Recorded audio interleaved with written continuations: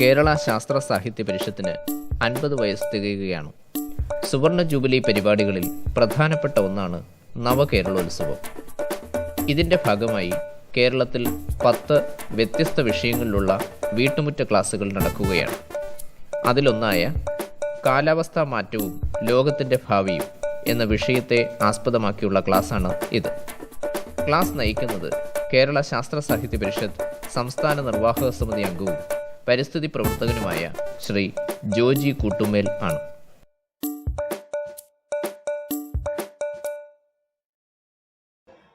എന്തുകൊണ്ടാണ് ഇത്തരമൊരു വിഷയം ഗൗരവമായി ചർച്ച ചെയ്യേണ്ടി വരുന്നത് എന്ന കാര്യം നമ്മൾ അറിയണം. ഇവിടെ കേരളത്തിലെ കാര്യമെടുക്കുക. വർഷത്തിൽ ദിനാവസ്ഥയിൽ ഉണ്ടാകുന്ന മാറ്റത്തിനനുസരിച്ച്, അന്തരീക്ഷത്തിന്റെ ഊഷ്മാവിൽ വരുന്ന മാറ്റത്തിനനുസരിച്ച് നമ്മുടെ പ്രകൃതി ഓരോ സമയത്തും ഓരോ വർണ്ണത്തിലുള്ള കുപ്പായമിട്ട് നമ്മുടെ മുന്നിൽ വരുന്നത് നമുക്ക് കാണാം. കണിക്കൊന്ന പൂക്കുന്നത് വിഷുക്കാലത്താണ് എന്ന് നമുക്കറിയാം. തുമ്പ വിടരുന്നതിന് ഒരു പ്രത്യേക കാലമുണ്ട് എന്ന് നമുക്കറിയാം. അതുപോലെ മഴ പെയ്യുന്നതിനൊരു കാലമുണ്ട്, മഞ്ഞ് പെയ്യുന്നതിനൊരു കാലമുണ്ട്, കാറ്റ് വീശുന്നതിന് ഒരു കാലമുണ്ട്. എന്നാൽ കഴിഞ്ഞ ഏതാനും വർഷങ്ങളായി നമ്മൾ ശ്രദ്ധിച്ചിട്ടുണ്ട്, കണിക്കൊന്ന വിഷുവിനും വളരെ മുമ്പേ തന്നെ പൂക്കുന്നതായി വാർത്തകൾ വരുന്നു. എന്തുകൊണ്ടാണ് കണിക്കൊന്ന വേനൽക്കാലത്ത് പൂക്കുന്നത് എന്നുള്ള ചോദ്യമുണ്ട്. വേനലിന്റെ ചൂട് മണ്ണിലും മരത്തിലും ഉണ്ടാക്കുന്ന മാറ്റത്തിന്റെ ഫലമാണ്. അപ്പൊ കണിക്കൊന്ന നേരത്തെ പൂക്കുന്നു എന്ന് പറഞ്ഞാൽ അതിന്റെ അർത്ഥം അന്തരീക്ഷത്തിൽ വരുന്ന ഈ താപവ്യതിയാനം വളരെ മുൻപേ തന്നെ സംഭവിക്കുന്നു എന്നാണ്. ഇതിന്റെ അർത്ഥം കേരളത്തിൽ കാലാവസ്ഥാ മാറ്റം ഉണ്ടായി കഴിഞ്ഞു എന്നല്ല. കാലാവസ്ഥാ മാറ്റം ഉണ്ടായോ ഇല്ലയോ എന്ന് തീർച്ചയായിട്ടും പറയണമെങ്കിൽ അതിന് ഒരു 50-60 വർഷക്കാലത്തെ കാലാവസ്ഥയിൽ ഉണ്ടാകുന്ന മാറ്റം, ക്രമാനുഗതമായി വരുന്ന മാറ്റം പഠിച്ചിട്ട് വേണം നിഗമനത്തിലെത്താൻ. പക്ഷെ കേരളത്തെ സംബന്ധിച്ച് ദിനാവസ്ഥയിൽ വലിയ മാറ്റം ഉണ്ടാകുന്നു. ഓരോ ദിവസവും നമുക്ക് അനുഭവപ്പെടേണ്ട അവസ്ഥയാണ് ദിനാവസ്ഥ. ആ ദിനാവസ്ഥയിൽ വലിയ മാറ്റങ്ങൾ ഉണ്ടാകുന്നുണ്ട് നമ്മൾ കാണുന്നു. പക്ഷെ ലോകത്ത് മൊത്തത്തിലുള്ള ചിത്രം എടുത്താൽ നമുക്ക് കുറെ കൂടി വ്യക്തമായ ഒരു ചിത്രം നോക്കാം. ലോകത്ത് മൊത്തത്തിൽ സംഭവിക്കുന്നത് ഈ കാര്യങ്ങളൊക്കെ, കൊടുങ്കാറ്റ്, മഞ്ഞുവീഴ്ച, പെരുമഴ, വെള്ളപ്പൊക്കം, വരൾച്ച, കാട്ടുതീ, ഇവയൊക്കെ ലോകത്തിന്റെ ഓരോരോ കോണിലായി ഏതാണ്ട് എല്ലാ ദിവസവും സംഭവിച്ചുകൊണ്ടിരിക്കുന്ന കാര്യങ്ങളാണ്. എവിടെയെങ്കിലും ഒരു പ്രകൃതി ദുരന്തമില്ലാത്ത ഒരു കാലവും ഇപ്പോഴില്ല.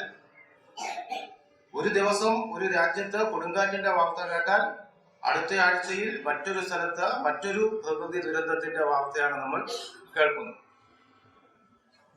ഒരുപക്ഷെ നമ്മളുടെ എല്ലാവരുടെയും ശ്രദ്ധ ഇതിലേക്ക് ആകർഷിച്ചത് 2005 കാട്രീന, റീത്ത, വെൽമ എന്ന് പേരിട്ട 3 കൊടുങ്കാറ്റുകൾ തുടർച്ചയായി വന്നതാണ്. അമേരിക്കയുടെ തീരങ്ങളെ തകർത്തുകൊണ്ട് വന്ന കൊടുങ്കാറ്റുകൾ. അതിന് 2005 ശേഷം തുടർച്ചയായി ഇമാതിരിയുള്ള പ്രകൃതി ദുരന്തങ്ങൾ ആവർത്തിച്ചുകൊണ്ടേയിരുന്നു.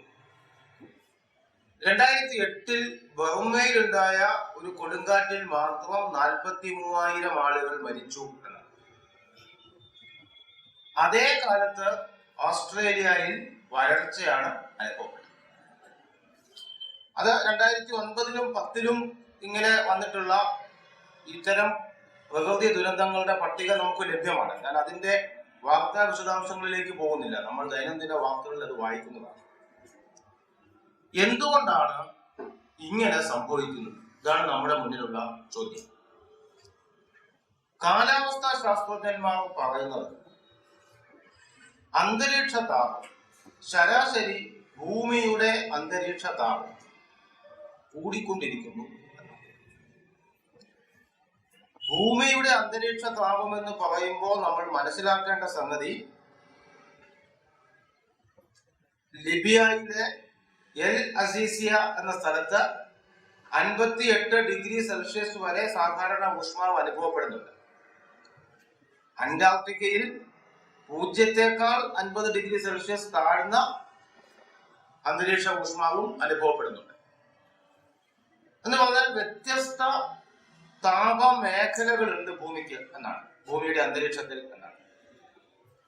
ഈ വ്യത്യസ്തതകൾ മുഴുവൻ പരിഗണിച്ചിട്ട് ഏറ്റവും കൂടിയ ചൂടുള്ള സ്ഥലം, ഏറ്റവും കുറഞ്ഞ ചൂടുള്ള സ്ഥലം, ഓരോ സ്ഥലത്തും കൂടിയ ചൂട് അനുഭവപ്പെടുന്ന കാലം, കുറഞ്ഞ ചൂട് അനുഭവപ്പെടുന്ന കാലം, ഇതെല്ലാം പരിഗണിച്ച് ഭൂമിയുടെ ശരാശരി അന്തരീക്ഷ താപനില കണക്കാക്കിയിട്ടുണ്ട്.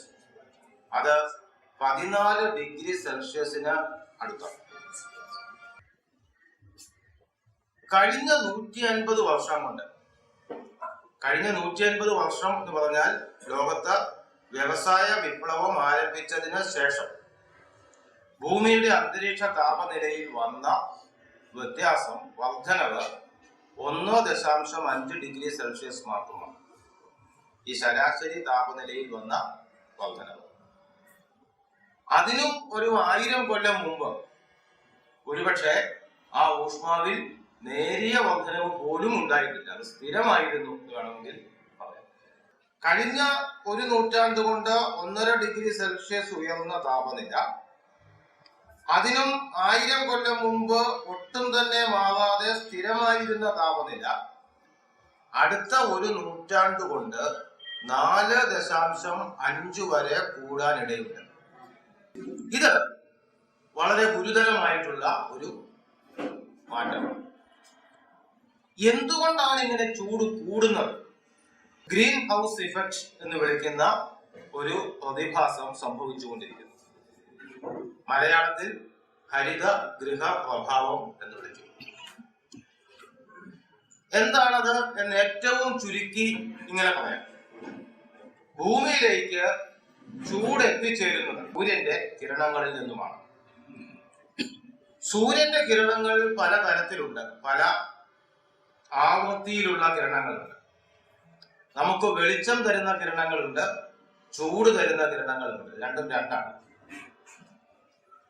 അങ്ങനെ സൂര്യനിൽ നിന്ന് ഭൂമിയിൽ എത്തുന്ന താപം, ആ ചൂട്, ഊഷ്മാവ്, അതിന്റെ 30% ഭൂമി, വിശേഷിച്ചും സമുദ്രങ്ങൾ ആഗിരണം ചെയ്ത് എടുക്കുന്നു. ബാക്കി 70% തിരികെ അന്തരീക്ഷത്തിലേക്ക് പ്രതിഫലിച്ച് പോവുകയാണ് ചെയ്യുന്നത്. അങ്ങനെ പ്രതിഫലിച്ചു പോകുന്ന 70% ഊഷ്മാവിന്റെ ഒരു ഭാഗവും മേഘങ്ങളിൽ തട്ടി വീണ്ടും ഭൂമിയിലേക്ക് തിരികെ പ്രതിഫലിക്കും. സൂര്യനിൽ നിന്ന് ഭൂമിയിൽ എത്തുന്ന താപം, ഈ 70% താപം തിരികെ അന്തരീക്ഷത്തിലേക്ക് പ്രതിഫലിച്ചു പോകുന്നതിന് പകരം അങ്ങനെ പോകാതെ ഭൂമിയുടെ അന്തരീക്ഷത്തിൽ കുടുങ്ങിക്കിടക്കുന്നു എന്നാണ്. അങ്ങനെ കുടുങ്ങിക്കിടക്കാൻ കാരണം എന്താണ്? ആരാണ് തിരിച്ചു പോകുന്ന അന്തരീക്ഷ താപത്തെ തിരികെ പോകാൻ അനുവദിക്കാതെ നമ്മുടെ അന്തരീക്ഷത്തിൽ പിടിച്ചു നിർത്തുന്നത്? മുഖ്യമായും അത് കാർബൺ ഡൈ ഓക്സൈഡ് എന്ന വാതകമാണ്. നിങ്ങൾ ഒരു വാഹനത്തിന് ഉള്ളിൽ ഇരിക്കുകയും വാഹനത്തിന്റെ ജനാല ചില്ലുകളെല്ലാം ഉയർത്തി അടച്ചിരിക്കുകയും ചെയ്താൽ അതിനകത്ത് നിങ്ങൾ ഇരിക്കുമ്പോൾ പുറത്ത് നിൽക്കുന്നതിനേക്കാൾ കൂടുതൽ ചൂട് അകത്ത് അനുഭവപ്പെടും. അതിന്റെ കാരണം എന്താണ്? അതിന്റെ കാരണം സൂര്യതാപ കിരണങ്ങളുടെ ഒരു സവിശേഷതയാണ്. സൂര്യതാപ കിരണങ്ങൾക്ക് ഇൻഫ്രാറെഡ് കിരണങ്ങളാണവ. അവയ്ക്ക് ഈ മാധ്യമങ്ങളിലൂടെ ഒരു തവണ മാത്രമേ കടന്നു പോകാൻ കഴിയൂ. ഒരു തവണ കടന്നു പോകുമ്പോൾ അതിന്റെ ആവൃത്തിയിൽ കുറവുണ്ടാവുകയും അതിന്റെ തീക്ഷ്ണത കുറയുകയും ചെയ്യും. അങ്ങനെ കുറയുന്ന കിരണങ്ങൾക്ക് രണ്ടാമതൊരിക്കൽ കൂടി ഗ്ലാസിലൂടെ കടന്നു പോവുക സാധ്യത. അതുകൊണ്ട് ഉള്ളിലേക്ക് കടന്നു വന്ന താപം തിരികെ പോകാൻ പറ്റാതെ ഉള്ളിൽ തന്നെ കുടുങ്ങി കിടക്കും. ഈ സ്വഭാവം കാർബൺ ഡൈ ഓക്സൈഡ് വാതകത്തിനും ഉണ്ട്. കാർബൺ ഡൈ ഓക്സൈഡ് വാതകത്തിലൂടെ ഒരു തവണ സൂര്യതാപം ഭൂമിയിലേക്ക് വന്നാൽ ആ വരുന്ന സമയത്ത് സൂര്യ താപകിരണങ്ങളുടെ ആവൃത്തി ശോഷിക്കുകയും ആ കിരണങ്ങൾക്ക് തിരികെ പ്രതിഫലിച്ചു പോകാൻ കഴിയാതെ അന്തരീക്ഷത്തിൽ കുടുങ്ങി കിടക്കുകയും ചെയ്യും.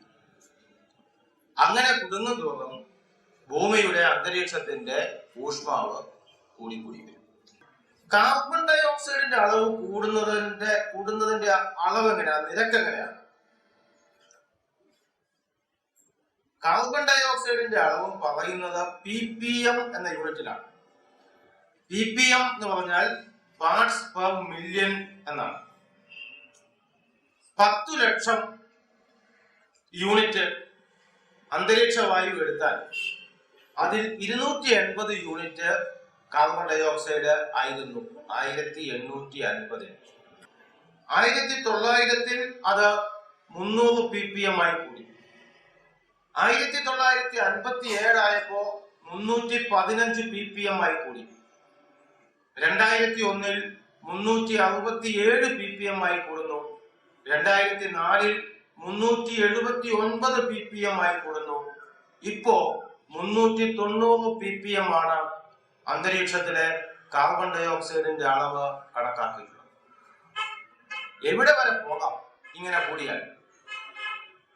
400 കഴിഞ്ഞാൽ അപകടമാണ് എന്ന് പറയും.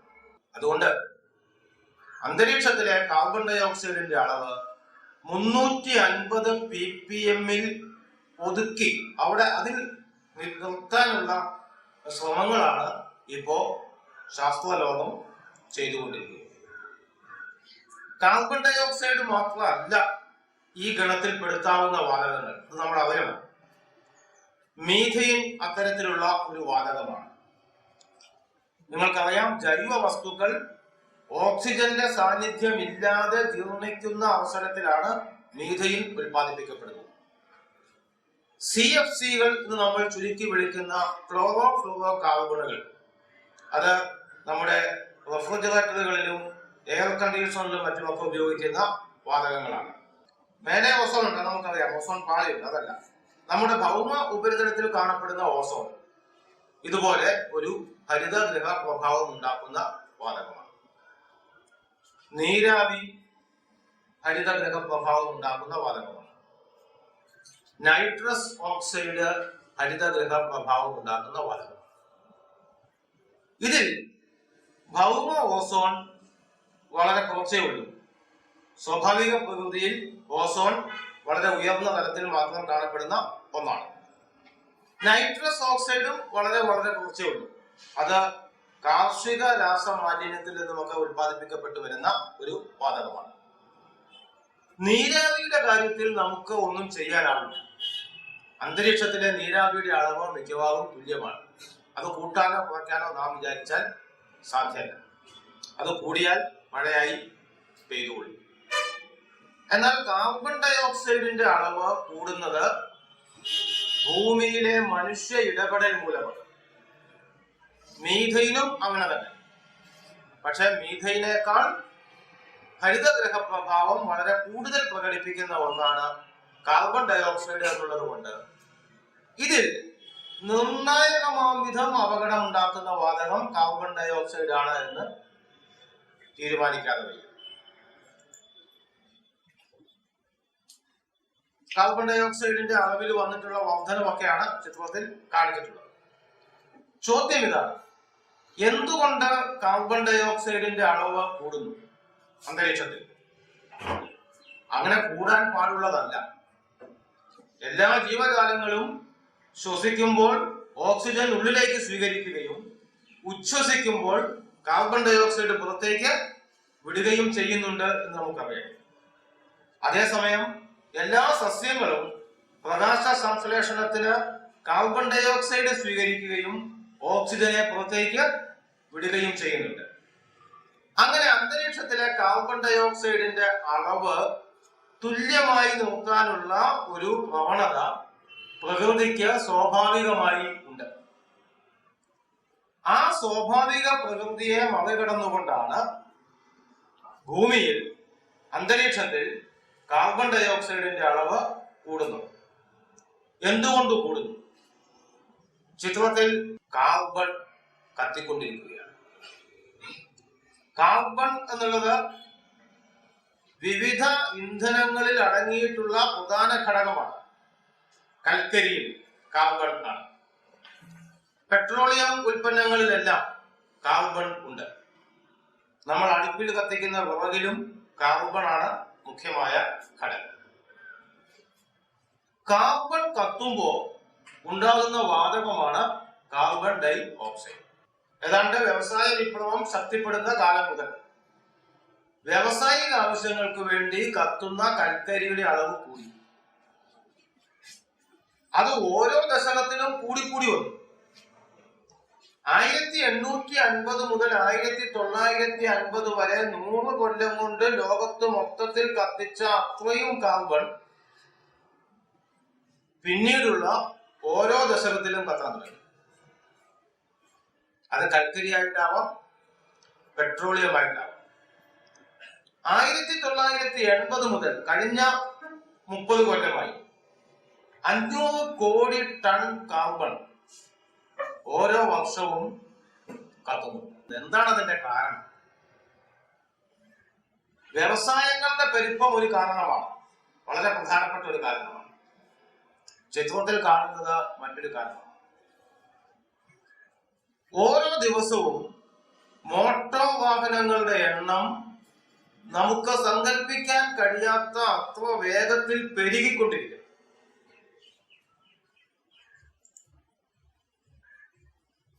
1950 ലോകത്താകെ ഉണ്ടായിരുന്നത് 5 കോടി വാഹനങ്ങളാണ്. 47 കൊല്ലം കഴിഞ്ഞപ്പോൾ 58 കോടിയായി അത് വർദ്ധിച്ചു. ഇന്ന് അതിന്റെ എത്രയോ മടങ്ങ്. ലോകത്തെ മൊത്തം കണക്ക് നമുക്ക് എടുക്കണ്ട, ഇന്ത്യയിൽ നോക്കാം. 1971 18.65 ലക്ഷം മോട്ടോർ വാഹനങ്ങളാണ് ഇന്ത്യയിൽ ഉണ്ടായിരുന്നത്. 2002 അത് 5.8 കോടി എന്നായി മാറി. ഞാൻ പറഞ്ഞു വരുന്നത്, എല്ലാവർക്കും സഞ്ചരിക്കാൻ കഴിയുന്ന തരത്തിലുള്ള ഒരു പൊതുഗതാഗത സംവിധാനത്തിന് പകരം ഓരോരുത്തർക്കും സഞ്ചരിക്കാൻ സ്വന്തമായി ഓരോ വാഹനം എന്ന സംസ്കാരത്തിലേക്ക് ലോകം മുഴുവൻ മാറി. ആ മാറ്റം വാഹനം വാങ്ങിയവരുടെ മാത്രം കുറ്റമല്ല. ലോകത്ത് മൊത്തത്തിലുള്ള ഓട്ടോമൊബൈൽ ലോബിക്ക് തങ്ങളുടെ ഉൽപ്പന്നങ്ങൾ വ്യാപകമായി വിറ്റഴിക്കാനും അതുവഴി വലിയ ലാഭമുണ്ടാക്കാനും കഴിയുന്ന തരത്തിലുള്ള സാമ്പത്തിക നയങ്ങളാണ് നടപ്പിലാക്കിക്കൊണ്ടിരിക്കുന്നത്. അങ്ങനെ മാറിപ്പോയതിന്റെ പശ്ചാത്തലത്തിലാണ് മോട്ടോർ വാഹനങ്ങൾ പെരുകുന്നത്, നമുക്ക് ആവശ്യമുള്ളതും ഇല്ലാത്തതുമായ ഉൽപ്പന്നങ്ങൾ പെരുകുന്നത്, അവയെല്ലാം ഉൽപ്പാദിപ്പിക്കുന്നതിന് വേണ്ടി പ്രവർത്തിക്കുന്ന വ്യവസായശാലകളിൽ ഫോസിൽ ഇന്ധനങ്ങൾ കത്തിക്കൊണ്ടിരിക്കുന്നു. ഫോസിൽ ഇന്ധനങ്ങൾ അഥവാ എണ്ണയെ അടിസ്ഥാനമാക്കിയുള്ള ഒരു സമ്പദ്ഘടന ലോകത്തെമ്പാടും വളർന്നു. തീർച്ചയായിട്ടും ഇത് കാർബൺ കത്തുന്നതിന് കാരണമായി തീരുകയും അന്തരീക്ഷത്തിലെ കാർബൺ ഡൈ ഓക്സൈഡിന്റെ അളവ് കൂട്ടുകയും ചെയ്യും. അത് മാത്രമല്ല, വേറെയും ചില കാരണങ്ങളുണ്ട്. വ്യാപകമായി ലോകത്തെമ്പാടും വനങ്ങൾ നശിപ്പിക്കപ്പെട്ടുകൊണ്ടിരിക്കുന്നു. വനങ്ങളാണ് അന്തരീക്ഷത്തിൽ നിന്ന് കാർബൺ ഡൈ ഓക്സൈഡിനെ തിരിച്ചു പിടിച്ച് പകരം അവിടെ ഓക്സിജൻ വയ്ക്കുന്നത്. ആ വനങ്ങൾ നമ്മൾ നശിപ്പിച്ചുകൊണ്ടിരിക്കുന്നു. വ്യവസായ രംഗം, കാർഷിക രംഗം വ്യവസായവൽക്കരിക്കപ്പെട്ടിരിക്കുന്നു. രാസവളങ്ങൾ, രാസ കീടനാശിനികൾ, ഉൽപ്പന്നങ്ങളുടെ രാസപരമായ സംസ്കാരങ്ങൾ, അങ്ങനെയൊക്കെ നോക്കുമ്പോൾ കാർഷിക രംഗം അത്രയധികം കാർബൺ ഡൈ ഓക്സൈഡിനെ ഉൽപ്പാദിപ്പിക്കേണ്ടതല്ല. പക്ഷെ ഇമാതിരി പ്രവർത്തനങ്ങൾ അവിടെയും ഹരിത വാതകത്തെ വർദ്ധിപ്പിക്കാൻ കാരണമായി തീരുന്നു.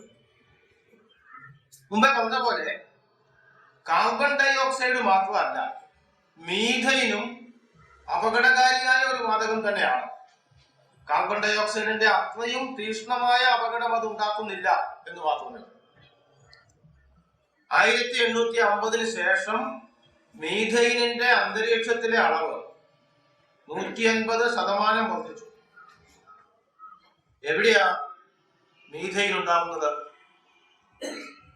ചതുപ്പ് നിലങ്ങളിൽ മീഥൈൻ ഉൽപ്പാദിപ്പിക്കപ്പെടുന്നു. വെള്ളം കെട്ടിക്കിടക്കുമ്പോൾ അതിന്റെ ഉള്ളിൽ ജൈവ വസ്തുക്കൾ ജീർണിക്കുന്നുണ്ടെങ്കിൽ മീഥൈൻ ഉൽപ്പാദിപ്പിക്കപ്പെടും. കൽക്കരി ഖനികളിൽ മീഥൈൻ ഉൽപ്പാദിപ്പിക്കപ്പെടും.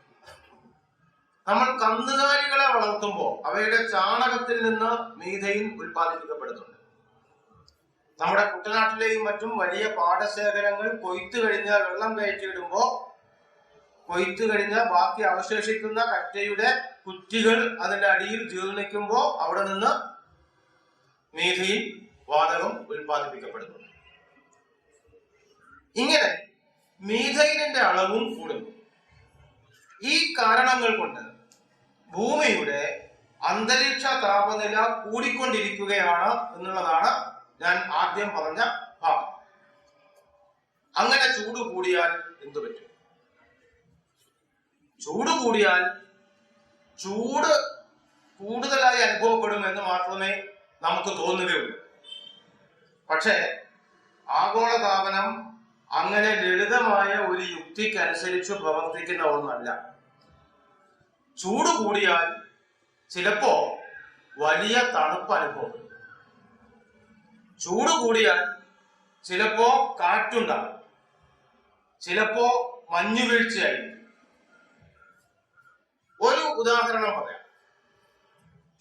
അന്തരീക്ഷത്തിലെ താപനില കൂടിയാൽ ഭൂമിയിലെ ഏത് വസ്തുവിനെ ആയിരിക്കും ആദ്യം ബാധിക്കുക?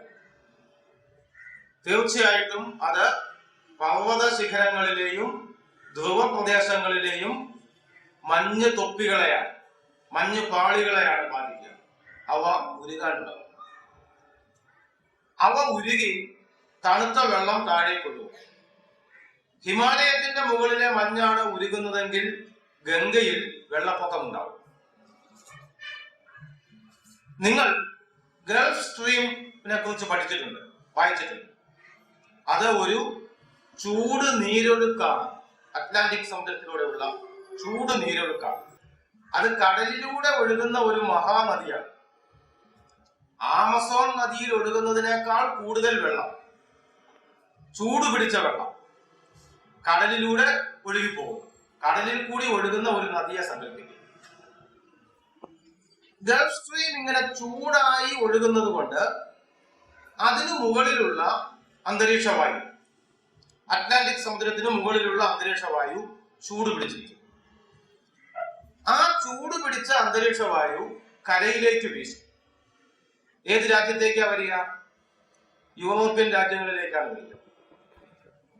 അങ്ങനെ അറ്റ്ലാന്റിക് സമുദ്രത്തിൽ നിന്ന് ഗൾഫ് സ്ട്രീം ഉള്ളത് കൊണ്ട് അന്തരീക്ഷ വായു ചൂടായി ചൂട് കാറ്റ് യൂറോപ്പിലേക്ക് വീശുന്നത് കൊണ്ടാണ് യൂറോപ്പ് ഇപ്പോഴത്തെ താപനിലയിൽ നിൽക്കുന്നത്. അതൊരു തണുപ്പ് രാജ്യമാണ്, നമുക്കറിയാം. അവിടെ ഇപ്പോഴുള്ള താപമെങ്കിലും ലഭ്യമാകുന്നത് ഈ ചൂട് കാറ്റ് വരുന്നത് കൊണ്ടാണ്. അതുകൊണ്ട് ഗൾഫ് സ്ട്രീമിനെ യൂറോപ്പിന്റെ പുതപ്പ് എന്നും വിളിക്കാറുണ്ട്. ഇനി നിങ്ങൾ സങ്കല്പിക്കും, ധ്രുവപ്രദേശത്തെ മഞ്ഞുരുകി തണുത്ത വെള്ളം സമുദ്രത്തിലേക്ക്, അറ്റ്ലാന്റിക്കിലേക്ക് ഒഴുകി വരുന്നു. അറ്റ്ലാന്റിക്കിൽ അത് ഗൾഫ് സ്ട്രീമിൽ എത്തിച്ചേരുന്നു. ഗൾഫ് സ്ട്രീം തണുക്കും. ഗൾഫ് സ്ട്രീം തണുത്താൽ ഗൾഫ് സ്ട്രീമിന് മുകളിലുള്ള അന്തരീക്ഷ വായു തണുക്കും. തണുത്താൽ കരയിലേക്ക് വീശുന്ന ചൂടുകാറ്റ് ഇല്ലാതാകും. യൂറോപ്പ് തണുക്കും. 2004 ഡിസംബർ മാസത്തിൽ UK-യിലെ മുഴുവൻ വിമാനത്താവളങ്ങളും അടച്ചിട്ടുകൊണ്ട് എല്ലാ വിമാന സർവീസും നിർത്തിവെച്ചു 4 ദിവസത്തേക്ക്. എന്താ കാരണം? തണുപ്പ് അസഹ്യമാവുകയും അന്തരീക്ഷത്തിൽ മഞ്ഞ് വ്യാപിക്കുകയും വിമാനങ്ങൾ പ്രവർത്തിപ്പിക്കുക സാധ്യമല്ലാതായി തീരുകയും ചെയ്യും. അങ്ങനെ സംഭവിച്ചാൽ അവരെന്തായിരിക്കും പരിഹാരമായി കാണാൻ പോകുന്നത്? പരിഹാരമായി അവർ ചെയ്യാൻ പോകുന്നത് കൂടുതൽ വൈദ്യുതി ഉപയോഗിച്ച്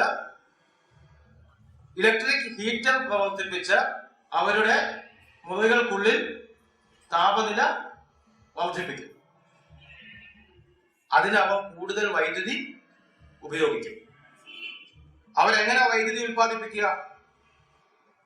താപനിലയങ്ങൾ വഴിയാണ് മിക്കവാറും. പെട്രോൾ കത്തണം. അപ്പോ കൂടുതൽ കാർബൺ ഡൈ ഓക്സൈഡ് ഉത്സർജിക്കപ്പെടും. അന്തരീക്ഷ താപനില വീണ്ടും കൂടും. കൂടുതൽ മഞ്ഞുരുകും. കൂടുതൽ മഞ്ഞുരുകിയാൽ ഗൾഫ് സ്ട്രീമിലേക്ക് കൂടുതൽ തണുത്ത വെള്ളം വരും. ഗൾഫ് സ്ട്രീം കൂടുതൽ തണുക്കും. അറ്റ്ലാന്റിക്കിന് മുകളിലെ അന്തരീക്ഷം കൂടുതൽ തണുക്കും.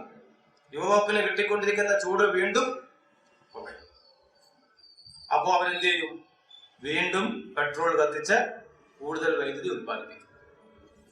എന്താണോ പരിഹാരമായി ചെയ്യുന്നത് അത് പ്രശ്നത്തെ കൂടുതൽ മൂർച്ഛിപ്പിക്കുകയും കൂടുതൽ അപകടകരമായ ഒരു സ്ഥിതിയിലേക്ക് കൊണ്ടുപോവുകയും ചെയ്യും.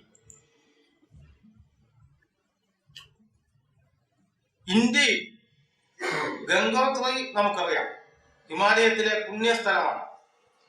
ഓരോ വർഷവും ഗംഗോത്രിയിലെ ഐസ് പാളി 30 മീറ്റർ പിന്നിലേക്ക് നീങ്ങിക്കൊണ്ടിരിക്കുകയാണ്, ചുരുങ്ങിക്കൊണ്ടിരിക്കുകയാണ് എന്ന് പറയും. ഹിമാലയത്തിന്റെ മുകളിലെ ഐസ് ഉരുകിയാൽ ഇന്ത്യയുടെ സംസ്കാരമില്ല. ഹിമാലയവും അവിടുത്തെ മഞ്ഞു തൊപ്പിയും അവിടെ നിന്ന് വരുന്ന ഗംഗയും ബ്രഹ്മപുത്രയും ഒക്കെ ചേർന്നിട്ടാണ് വടക്കേ ഇന്ത്യയെ നിലനിർത്തുന്നത്. ഇന്ത്യയിൽ ആ നദികളില്ലെങ്കിൽ ജനജീവിതമില്ല, കൃഷിയില്ല, നമ്മുടെ പാരമ്പര്യമില്ല, ഇന്ത്യൻ സംസ്കാരം തന്നെ ഇല്ല. അവിടെയാണ്, അതിന്റെ കടക്കലാണ് ആഗോളതാപനം അതിന്റെ കത്തിവെച്ചിരിക്കുന്നത് എന്നുള്ളതാണ് അപകടം. ചിത്രത്തിൽ കാണുന്ന ആ ജീവിയെ നോക്കൂ. അതൊരു ധ്രുവക്കരടിയാണ്. മഞ്ഞുപാളികളിൽ ജീവിക്കുന്ന ഒരു ജീവിയാണ്. ഇപ്പോൾ അതിന് ചുറ്റും കാണുന്ന ആ നീലക്കടലുണ്ടല്ലോ, ആ കടൽ മുഴുവനും മഞ്ഞുപാളികളായിരുന്നു. ആ മഞ്ഞുപാളികൾ ഒന്നൊന്നായി ഉരുകി ഉരുകി ഉരുകി അതിന് അവശേഷിക്കുന്ന വാസസ്ഥലം കൂടി നഷ്ടപ്പെടുകയാണ്. അവസാനത്തെ മഞ്ഞുകട്ടയും ഉരുകി തീർന്നാൽ നമ്മുടെ ധ്രുവദേശങ്ങളിൽ ഈ കരടി അവശേഷിക്കുകയില്ല. ഈ കരടിയുടെ നാശം വേണമെങ്കിൽ നമുക്ക് ഇങ്ങനെ നോക്കാം, ഇങ്ങനെ കണ്ടിരിക്കാം. പക്ഷേ ഈ കരടിയുടെ അവസ്ഥയിലാണ് മാനവരാശി മുഴുവനും എന്ന് പറയാനുള്ളത്. എന്താ കാരണം? അന്തരീക്ഷ താപം ഉയരുന്നത് കൊണ്ട് കൂടുതൽ മഞ്ഞ് ഉരുകി സമുദ്രത്തിലേക്ക് വരുന്നത് കൊണ്ടും ചൂട് കൂടുമ്പോ എല്ലാ വസ്തുക്കളും സ്വയമേവ അല്പം വികസിക്കുമല്ലോ. അങ്ങനെ വികസിക്കുന്നതിന്റെ ഫലമായി കടലിലെ ജലവിധാനം പതുക്കെ പതുക്കെ ഉയർന്നുകൊണ്ടിരിക്കുകയാണ്. 1880 മുതൽ 2000 വരെയുള്ള കാലത്തിനിടയ്ക്ക് 20 സെന്റിമീറ്റർ ആണ് സമുദ്ര ജലവിധാനം ഉയർന്നത്. വരുന്ന നൂറ്റാണ്ടിൽ 2100 അവസാനമാവുമ്പോ അത് 38 സെന്റിമീറ്റർ മുതൽ 1 മീറ്റർ വരെ ഉയരാനുള്ള സാധ്യതയുണ്ട്. അങ്ങനെ ഉയർന്നു വന്നാൽ അവസാനം സംഭവിക്കാൻ പോകുന്നത് ഭൂമിയിൽ മനുഷ്യവാസമുള്ള ഇടങ്ങളിലേക്ക് പതുക്കെ പതുക്കെ ജലവിധാനം ഉയർന്നു വരും. തീരദേശം പതുക്കെ പതുക്കെ വെള്ളത്തിനടിയിലായാൽ ആ ആളുകൾ എന്ത് ചെയ്യും? ആ ആളുകൾ പതുക്കെ പതുക്കെ ഉയർന്ന സ്ഥലത്തേക്ക് മാറാൻ തുടങ്ങും. ഇപ്പോൾ ഉയർന്ന സ്ഥലത്ത് സുരക്ഷിതമായി ജീവിക്കുന്ന ആളുകൾ ഉപയോഗിച്ചുകൊണ്ടിരിക്കുന്ന ഭൂമി, അവർ ഭക്ഷ്യോൽപാദനത്തിന് വേണ്ടി ഉപയോഗിക്കുന്ന കൃഷിയിടം, അവർ പാർപ്പിടം ഉണ്ടാക്കാൻ വേണ്ടി ഉപയോഗിക്കുന്ന സ്ഥലം ഒക്കെയിലേക്കും കൂടിയാണ് ഈ ആളുകൾ കടന്നു വരിക. ഇങ്ങനെ വരുന്ന ആളുകളെ പാരിസ്ഥിതിക അഭയാർത്ഥികൾ എന്ന് വിളിക്കും. അവർക്ക് വേണ്ടി അവരോടൊപ്പം കൂടി തങ്ങൾ ഇപ്പോൾ അനുഭവിച്ചുകൊണ്ടിരിക്കുന്ന സൗകര്യങ്ങൾ കൂടി വിട്ടുകൊടുക്കാൻ ബാക്കിയുള്ളവർ തയ്യാറാവേണ്ടി വരും. അപ്പോഴാണ് അങ്ങനെ വിഭവങ്ങൾ ഇല്ലാതാവുകയും വിഭവങ്ങൾക്ക് ആവശ്യക്കാർ കൂടുകയും ചെയ്യുന്ന ഒരു ഘട്ടത്തിലാണ് ഭൂമിയിൽ കലാപം ഉണ്ടാകുന്നത്. ഇവിടെ 10 പേർക്കുള്ള ആഹാരമേ ഉള്ളൂ, നിങ്ങൾ 50 പേര് ഇവിടെ ഉണ്ട്, ആരോഗ്യമുള്ളവർക്കേ കിട്ടുകയുള്ളൂ എന്ന് പറഞ്ഞാൽ മനുഷ്യനും തമ്മിലുള്ള എല്ലാ തരത്തിലുമുള്ള സ്നേഹവും ദയയും അത്തരത്തിലുള്ള വികാരങ്ങളൊക്കെ അവസാനിക്കും. അങ്ങനെ മനുഷ്യനെ പഴയ കാടത്തത്തിലേക്ക് തിരിച്ചു കൊണ്ടുപോകുന്ന ഒന്നായി ഈ ഭൂപ്രകൃതിയിൽ വരുന്ന മാറ്റം അനുഭവപ്പെടും. ദ്വീപുകൾ മുങ്ങിക്കൊണ്ടിരിക്കുന്ന ഒരു ദ്വീപിനെ കുറിച്ച് വാർത്തയുണ്ട്. ഏതാണ്? മാലിദ്വീപ്. മാലിദ്വീപിന്റെ ഒരു ആകാശ വീക്ഷണമാണ്. സമുദ്ര ജലവിധാനം 50 സെന്റിമീറ്റർ വരെ ഉയർന്നാൽ മാലിദ്വീപില്ല. ഏത് കാലത്ത് സംഭവിക്കുന്ന കാര്യമായി പറയുന്നത്? ഒരു 30-40 കൊല്ലങ്ങൾക്കുള്ളിൽ നമ്മൾ കണ്ടുകൊണ്ടിരിക്കുമ്പോ ഗ്ലോബിൽ നിന്ന് ഒരു രാജ്യം നമ്മളങ്ങ് മായ്ച്ചത്. ആദ്യ ഘട്ടമാണ് മാലിദ്വീപിന്റെ ഘട്ടം. ഈ പട്ടികയിലേക്ക് പിന്നെ ഓരോരോ രാജ്യങ്ങളായി കടന്നുവരും. ഇന്ത്യയിൽ നോക്കാം. സമുദ്ര ജലവിധാനം 1 മീറ്റർ ഉയർന്നാൽ 71 ലക്ഷം ജനങ്ങൾ ഇപ്പോൾ താമസിക്കുന്ന സ്ഥലത്ത് നിന്ന് മാറി താമസിക്കേണ്ടതായി. 5,76,400 ഹെക്ടർ കരഭൂമി നഷ്ടപ്പെടും. 4,200 കിലോമീറ്റർ നീളത്തിൽ നമ്മൾ ഉണ്ടാക്കിയ റോഡുകളൊക്കെ മുന്നിൽ പോകും.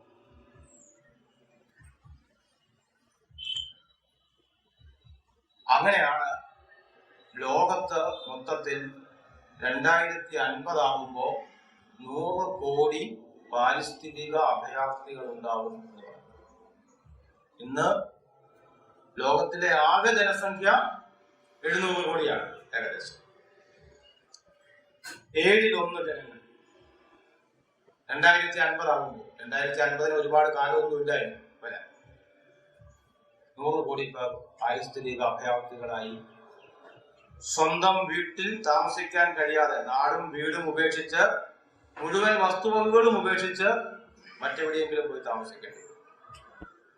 സ്വാഭാവികമായി കൃഷിഭൂമി നഷ്ടപ്പെടുന്നത് മൂലം കാർഷിക ഉൽപാദനം കുറയും. തീരദേശം വെള്ളത്തിൽ മുങ്ങും. കടൽ ജലം ഉയർന്നു വരുന്ന ശുദ്ധജലത്തിൽ പ്രവേശിക്കുന്നത് മൂലം ജലമലിനീകരണം സംഭവിക്കും. ജലജന്യ രോഗങ്ങൾ ഉണ്ടാകും. കഴിഞ്ഞില്ല. കാർബൺ ഡൈ ഓക്സൈഡിന്റെ അളവ് അന്തരീക്ഷത്തിൽ കൂടുമ്പോൾ കാർബൺ ഡൈ ഓക്സൈഡിന്റെ ഒരു ഭാഗം സമുദ്രജലത്തിൽ ലയിക്കും. സമുദ്രജലത്തിൽ ലയിച്ചു ചേർന്നാൽ നമ്മൾ അതിനെ സോഡ എന്ന് വിളിക്കും. വെള്ളത്തിൽ കാർബൺ ഡൈ ഓക്സൈഡ് ലയിപ്പിച്ചല്ലേ സോഡ ഉണ്ടാക്കുക. സോഡ ഒരു ആസിഡാണ്, അമ്ലമാണ്. അമ്ലത്തിൽ, ആസിഡിൽ ജീവികൾക്ക് നിലനിൽക്കാനാവില്ല. ആദ്യഘട്ടത്തിൽ കടലിലെ പവിഴപ്പുറ്റുകളെയാണ് ബാധിക്കാൻ പോകുന്നത്. പവിഴപ്പുറ്റുകൾ നശിക്കുക എന്ന് പറഞ്ഞാൽ പവിഴപ്പുറ്റുകൾക്കുള്ളിൽ ജീവിക്കുന്ന അനേക ജാതി ചെറു ജീവികളെ ബാധിക്കും. 2ാം ഘട്ടത്തിൽ അത് മത്സ്യങ്ങളെ ബാധിക്കും. ആദ്യഘട്ടത്തിൽ കൃഷിഭൂമിയും 2ാം ഘട്ടത്തിൽ മത്സ്യത്തെയും നശിപ്പിച്ചുകൊണ്ട് ലോകത്തെ പട്ടിണിയിലേക്ക് മാറ്റി. ആരോഗ്യരംഗത്ത് പുതിയ വാർത്ത വന്നു കഴിഞ്ഞു. ലോകത്തെ നമ്മൾ ഇനി തിരിച്ചു വരാത്ത വിധം നശിപ്പിച്ചു എന്ന് വിചാരിച്ച രോഗങ്ങൾ, നമ്മളൊക്കെ പ്രതിരോധ കുത്തിവയ്പ്പൊക്കെ എടുത്ത് ഇനി വരില്ല എന്ന് തീരുമാനിച്ച പല രോഗങ്ങളും തിരികെ വന്നുകൊണ്ടിരിക്കുന്നു. രോഗവാഹകരായ കൊതുകുകൾ കൂടിയ ചൂടിൽ കൂടുതൽ കരുത്തു നേടുന്നു എന്നുള്ള പഠന റിപ്പോർട്ടുകൾ വന്നിട്ടുണ്ട്. പുതിയ പകർച്ചവ്യാധികൾ ഉണ്ടാവാം, പഴയ രോഗങ്ങൾ തിരികെ വരാം, പക്ഷാഘാതവും ഹൃദയാഘാതവും കൂടാം. സൂര്യാഘാതത്തെ കുറിച്ച് ഒരുപാട് വാർത്തകൾ വരുന്നുണ്ട്. കൂടിയ അന്തരീക്ഷ താപത്തിൽ ജോലി ചെയ്യുന്നത് മൂലമുണ്ടാവുന്ന അപകടം. ആരാണ് ഇതിന്റെ കുറ്റവാളി? ഒറ്റ ഉത്തരമേ ഉള്ളൂ. കൂടുതൽ സുഖഭോഗ സൗകര്യങ്ങൾ ആരൊക്കെ അനുഭവിച്ചു ജീവിക്കുന്നുവോ അവരൊക്കെ ഇതിന്റെ ഉത്തരവാദികളാണ്. എല്ലാവർക്കും ഓരോ വാഹനം വേണമെന്ന് ആഗ്രഹിക്കുന്നവർ, എല്ലാ വീടും എയർ കണ്ടീഷൻ ചെയ്യണമെന്ന് ആഗ്രഹിക്കുന്നവർ, എല്ലായിടത്തും അമ്മാതിരി ഊർജം ഉപയോഗപ്പെടുത്തി, വൈദ്യുതി ഉപയോഗപ്പെടുത്തി, കാർബൺ കത്തുന്നത് മൂലം ഉണ്ടാകുന്ന ഊർജം ഉപയോഗപ്പെടുത്തി സുഖ സൗകര്യങ്ങളിൽ മതിച്ചു ജീവിക്കുന്നവരുണ്ട്. ഒരുപക്ഷെ ജീവിക്കാൻ വേണ്ടിയിട്ട് ഇത്തരം കാര്യങ്ങളൊക്കെ ഉപയോഗിക്കുന്ന ആളുകളുണ്ട്. ഉല്ലാസത്തിനും ആഡംബരത്തിനും വേണ്ടി ഇതൊക്കെ ഉപയോഗിക്കുന്നവരുണ്ട്. ഒരു കണക്കുണ്ട്.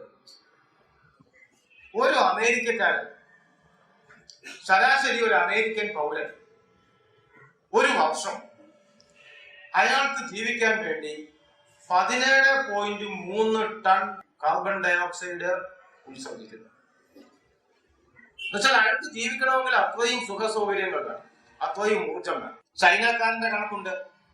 ഓരോ ശരാശരി ചൈനീസ് പൗരനും 7.2 ടൺ കാർബൺ ഡയോക്സൈഡാണ് ഒരു വർഷം ഉത്സർജിക്കുന്നത്. ഇന്ത്യക്കാരനോ 1.6 ടണ്ണാണ്. റഷ്യയിൽ അത് 12.8 ആണ്. അങ്ങനെ വിവിധ രാജ്യങ്ങളുടെ പട്ടിക നോക്കാം. ഇനി ഇന്ത്യയിൽ തന്നെ ഈ 1.6 എന്ന് പറയുന്നത് ഇന്ത്യയിലെ ഏറ്റവും സമ്പന്നനും ഏറ്റവും ദരിദ്രനെയും കൂടി ഒന്നിച്ചെടുക്കുന്ന ശരാശരിയാണ്. എല്ലാവർക്കും വാഹനങ്ങൾ വേണം, എല്ലാവർക്കും മണിഗോപുരങ്ങൾ വേണം, എല്ലാവർക്കും ശീതീകരണികൾ വേണം, എല്ലാവർക്കും എല്ലാ ആഡംബരങ്ങളും വേണം. അത് പെരുകും തോറും കൂടുതൽ കാർബൺ കത്തുകയും കൂടുതൽ കാർബൺ ഡയോക്സൈഡ് ഉണ്ടാവുകയും അന്തരീക്ഷ താപനില കൂടുകയും കൂടുതൽ അപകടകരമായ അവസ്ഥയിലേക്ക് പോവുകയും ചെയ്യും. ഇത് തടയാൻ വേണ്ടി നമ്മൾ എന്ത് ചെയ്യും? ലോകത്ത് ഒരുപാട് ചർച്ചകൾ നടന്നു. 1971 ജനീവയിൽ ആദ്യത്തെ കാലാവസ്ഥാ സമ്മേളനം വിളിച്ചിരുന്നു. ഈ പോക്ക് പോയാൽ പറ്റില്ല, തടയണം. ഒരുപാട് ചർച്ച നടന്നു. 88 Inter governmental panel four climate change IPCC എന്നൊരു സംഘം ഉണ്ടാക്കി UN-ന്റെ നേതൃത്വത്തിൽ. അവരുടെ ചർച്ച ഇതെങ്ങനെ കുറച്ചുകൊണ്ടുവരാം എന്നാണ്. 92 UN framework convention four climate change UNFCCC എന്ന ഒരു സമ്മേളനം ചേർന്നു. അതേ വർഷം തന്നെ റിയോ ഡി ജനീറോയിൽ വെച്ച് ഒരു ഉച്ചകോടി ചേർന്നു. ലോക രാഷ്ട്രങ്ങളുടെ ഒരു സമ്മേളനം. ആ സമ്മേളനം ഒരു തീരുമാനമുണ്ട്. ഇനി പുതുതായി കാർബൺ ഡയോക്സൈഡ് ഉത്സർജിക്കുന്നത്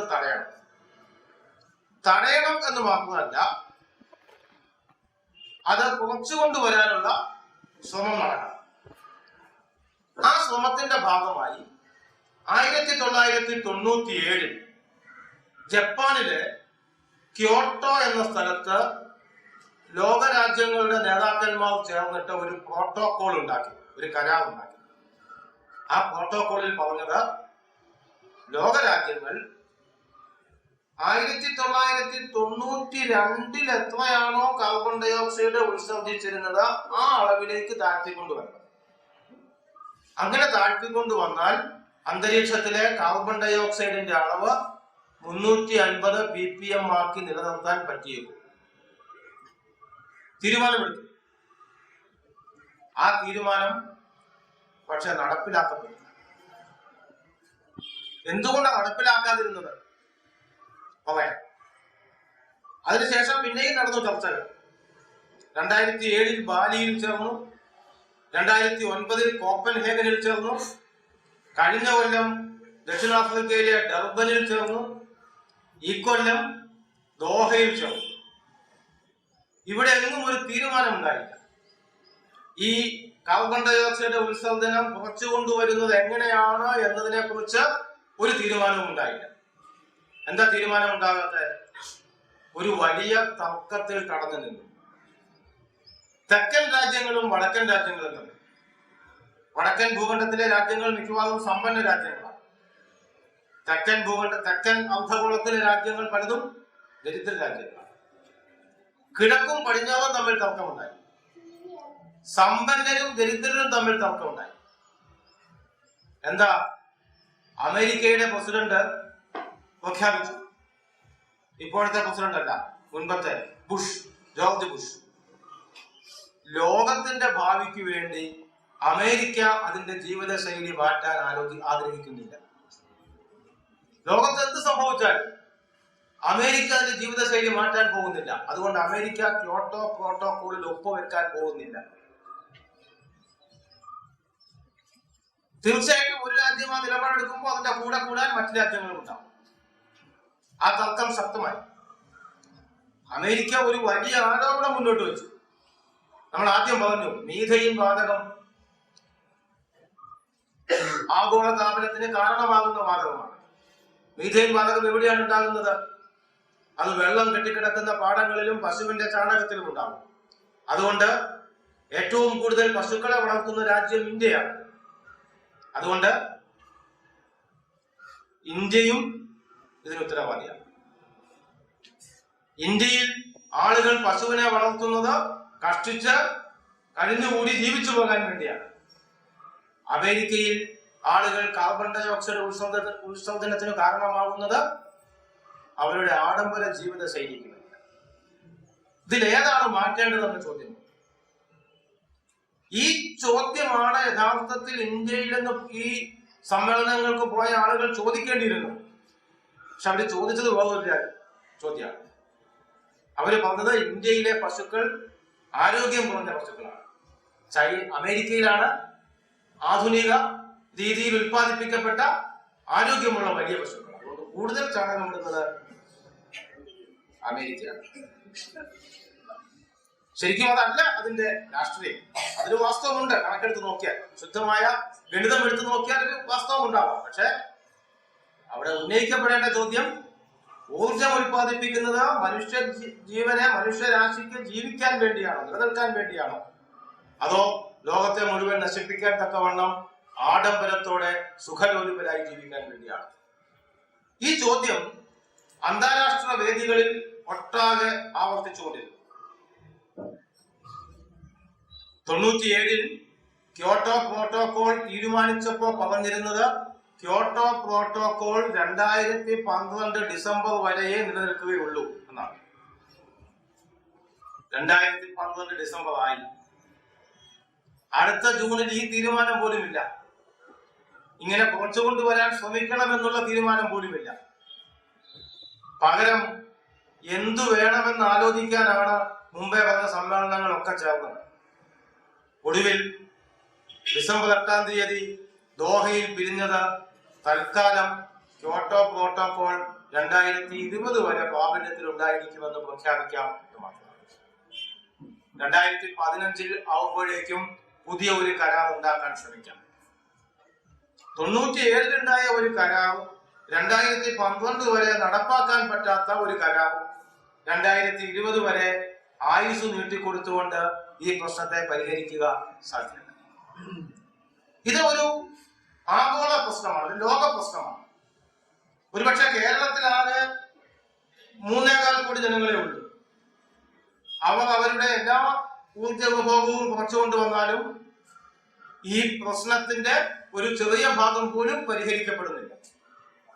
അത് അത്തരത്തിൽ നമ്മൾ നിസ്സഹായരാണ്, നമുക്ക് വേണമെങ്കിൽ പറയാം. പക്ഷേ നമുക്കും ചില ഉത്തരവാദിത്തങ്ങളുണ്ട്. നമുക്ക് അമേരിക്ക അതിന്റെ നിലപാട് മാറ്റണമെന്ന് ആവശ്യപ്പെടണമെങ്കിൽ, അമേരിക്ക നിലപാട് മാറ്റണമെന്ന് ആവശ്യപ്പെടാൻ ഇന്ത്യ ഗവൺമെന്റിനോട് ആവശ്യപ്പെടണമെങ്കിൽ, ഇന്ത്യൻ ഭരണകൂടത്തോട് ആവശ്യപ്പെടണമെങ്കിൽ, ചെറുതാണെങ്കിലും നമുക്കുള്ള ഉത്തരവാദിത്വം നമ്മൾ നിർവഹിക്കാതെ വയ്യ. ചില പരിഹാര നിർദ്ദേശങ്ങൾ വരുന്നുണ്ട്. ഒന്ന്, പെട്രോളിയം കത്തുന്നതിന് പകരം മറ്റെന്തെങ്കിലും ഇന്ധനം ഉപയോഗിക്കാൻ പറ്റും. സൂര്യനാണ് കാലം എന്നാണ് മുദ്രാവാക്യം. സൗരോർജം ഉപയോഗിക്കാൻ കഴിയുമോ? കാറ്റിൽ നിന്നുള്ള വൈദ്യുതി ഉപയോഗിക്കാൻ കഴിയുമോ? ഉൽപ്പാദിപ്പിക്കുന്ന വൈദ്യുതി ഉപയോഗിക്കാൻ കഴിയുമോ? നമ്മുടെ കാടുകൾ നാം ഒരു ദയയുമില്ലാതെ വെട്ടി നശിപ്പിച്ചുകൊണ്ടിരിക്കുകയാണ്. വനനാശം അവസാനിപ്പിക്കുക, വന സംരക്ഷണം എന്നുള്ളത് ഒരു മുദ്രാവാക്യമായി. നമ്മുടെ കൃഷി മേഖലയെ രാസവളങ്ങൾ ഉപയോഗിച്ചുകൊണ്ട് വ്യവസായമാക്കി തീർക്കാതെ ഓരോ പ്രദേശത്തിന്റെയും തനിമയ്ക്ക് ഇണങ്ങുന്ന രൂപത്തിലുള്ള പരമ്പരാഗത കാർഷിക രീതികൾ സ്വീകരിക്കാമോ എന്നുള്ള ചോദ്യം. ആദ്യം പറഞ്ഞതുപോലെ ഒറ്റ പരിഹാരമേ ഉള്ളൂ അന്തരീക്ഷത്തിലേക്ക് പോയ കാർബൺ ഡൈ ഓക്സൈഡിനെ തിരിച്ചു പിടിക്കാൻ. അതിന് കഴിയുന്ന ഒരേ ഒരു വിഭാഗമേ ഉള്ളൂ, അത് മരങ്ങളാണ്, സസ്യങ്ങളാണ്. ചെറിയ ചെടി വെച്ചാൽ പോരാ. ചെറിയ ചെടിക്ക് വളരെ കുറഞ്ഞ ആയുസേ ഉള്ളൂ. ആയുസ് അവസാനിക്കുമ്പോൾ അത് തിരികെ ജീർണിച്ച് വീണ്ടും വിഘടിച്ച് കാർബൺ ഡൈ ഓക്സൈഡ് ഉണ്ടാകും. വലിയ മരങ്ങൾ വെച്ച് പിടിപ്പിക്കും. എത്രമാത്രം വലിയ തടി ഉണ്ടാകുമോ അത്രയും വലിയ മരങ്ങൾ വെച്ച് പിടിപ്പിക്കണം. ആ തടി വലുതാകും തോറും അന്തരീക്ഷത്തിലെ കാർബൺ അതിൽ സംഭരിക്കുകയാണ് ചെയ്യുന്നത്. ആ മരം അതിന്റെ ആയുസ് അവസാനിക്കുമ്പോൾ ഭൂമിയിൽ വീണ് ജീർണിക്കാൻ അനുവദിച്ചാൽ തീർച്ചയായിട്ടും ആ കാർബൺ ഡൈ ഓക്സൈഡ് വീണ്ടും അന്തരീക്ഷ വായുവിലേക്ക് പോകും. അത്തരം വലിയ വൃക്ഷങ്ങൾ മുറിച്ച് ഉപയോഗപ്പെടുത്തി വീട്ടുപകരണങ്ങൾ ഉണ്ടാക്കുകയോ വീടുണ്ടാക്കുകയോ ഒക്കെ ചെയ്യുകയാണ്. യഥാർത്ഥത്തിൽ അപ്പോൾ നമ്മൾ ചെയ്യുന്നത് അന്തരീക്ഷത്തിലെ കാർബൺ ഡൈ ഓക്സൈഡിനെ മരത്തിലേക്ക് പിടിച്ചെടുത്ത് അതിനെ മരത്തടിയിൽ സൂക്ഷിച്ച് ആ തടി സ്വാഭാവിക കാലത്തിനുള്ളിൽ ജീർണിക്കാൻ അനുവദിക്കാതെ നമ്മൾ സൂക്ഷിച്ചു വെക്കുക എന്നുള്ളത്. ഇത് ഒരു പരിഹാരമായി നിർദ്ദേശിക്കാവുന്ന ഒന്നാണ്. മറ്റൊരു സംഗതി, ഈ മുദ്രാവാക്യം ശ്രദ്ധിക്കുക. ആളുകൾ മുഴുവനും വാങ്ങി തീനികളായിക്കൊണ്ടിരിക്കുകയാണ്. വാങ്ങി തിന്നുക എന്ന് പറഞ്ഞാൽ ആഹാരത്തിന് വേണ്ടിയിട്ടുള്ള പാക്കറ്റ് കൂടി വാങ്ങുക എന്നാണ്. നമ്മൾ നമ്മുടെ വീട്ടുമുറ്റത്തുണ്ടാകുന്ന ഒരു വിഭവം ആഹാരമാക്കുമ്പോൾ ഒരു പരിസ്ഥിതി മലിനീകരണവും ഉണ്ടാവുന്നില്ല. എന്നാൽ നമ്മൾ കടയിൽ നിന്നും ഒരു ആഹാര വസ്തു വാങ്ങുമ്പോൾ ആ വസ്തു ഉണ്ടാക്കുന്ന ഫാക്ടറി പ്രവർത്തിക്കാൻ ആവശ്യമായ ഊർജം, അത് പാക്ക് ചെയ്യാൻ ആവശ്യമായിട്ടുള്ള ഊർജം, അത് ഉൽപ്പാദിപ്പിച്ച സ്ഥലത്ത് നിന്ന് കടയിലേക്ക് കൊണ്ടുവരുന്നതിന് വേണ്ടിയിട്ടുള്ള യാത്രാ ചെലവിന് വന്ന ഊർജം, ഇതിന്റെ ഒക്കെ ഉത്തരവാദി അത് ഉപയോഗിക്കുന്ന ആൾ കൂടിയാണ്. ചെറിയ യാത്രകൾക്ക് വേണമെങ്കിൽ മോട്ടോർ ബൈക്കിന് പകരം സൈക്കിൾ ഉപയോഗിക്കാം. കോളേജിൽ പോകുന്ന വിദ്യാർത്ഥിക്ക്, തൊട്ടടുത്തുള്ള ഓഫീസിലേക്ക് പോകുന്ന ഒരാൾക്ക് സൈക്കിൾ ഭാവിയുടെ വാഹനമായി ലോകത്തെ വിവിധ രാജ്യങ്ങൾ സ്വീകരിച്ചു കഴിഞ്ഞു. ഒരു തിരിച്ചുപോക്ക്. പ്ലാസ്റ്റിക് നമുക്ക് പൂർണ്ണമായും ഒഴിവാക്കാനൊന്നും പറ്റില്ല. പക്ഷെ ഒഴിവാക്കാവുന്ന ഒരുപാട് പ്ലാസ്റ്റിക് ഉണ്ട്.